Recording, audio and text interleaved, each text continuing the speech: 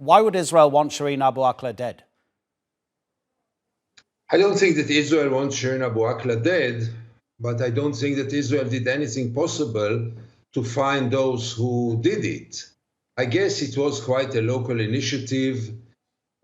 Palestinian life is the cheapest thing that the soldiers can see in front of their eyes.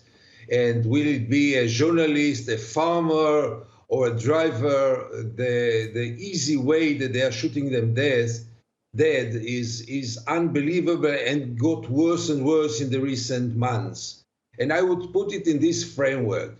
And don't forget the incitement against the media in Israel, namely that they are all criticizing Israel, especially the international media, not to speak about Al Jazeera.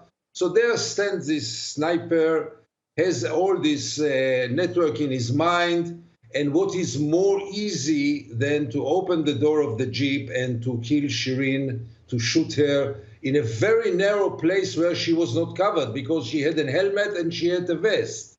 So he knew exactly what he's doing. I have no doubts that he saw the vest with the word press on it, and still he shot her few bullets, so it was not just incidental.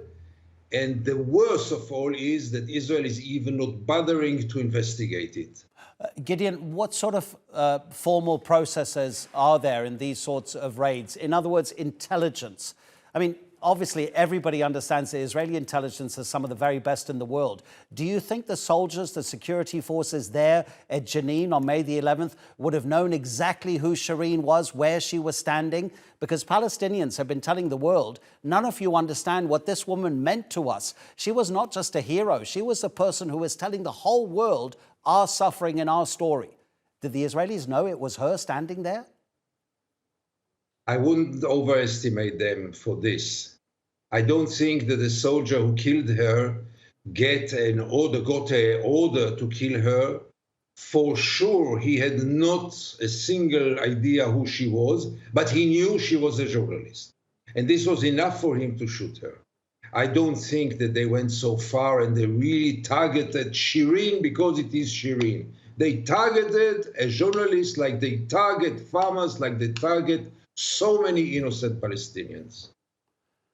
What about the responsibility of the government? Because it was just a few weeks before the murder of Shireen Abu Aqla that Prime Minister Naftali Bennett had basically given free rein to his security forces.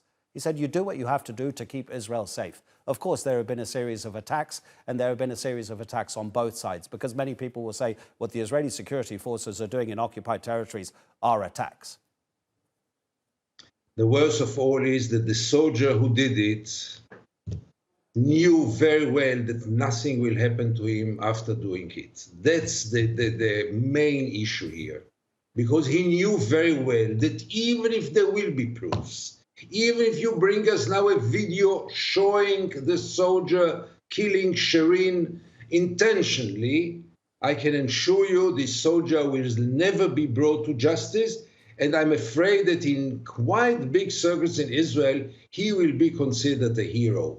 That's the real problem, because I don't think that Naftali Bennett gave an order to the army to kill Shireen Abu Aqla. By all means, not, no way. But I know that the government gave and is giving the army full freedom to do whatever they want without any limits. And this is what they are doing. Gideon, thank you so much indeed for your time. Really appreciate it. Gideon Levy from the Haaretz newspaper.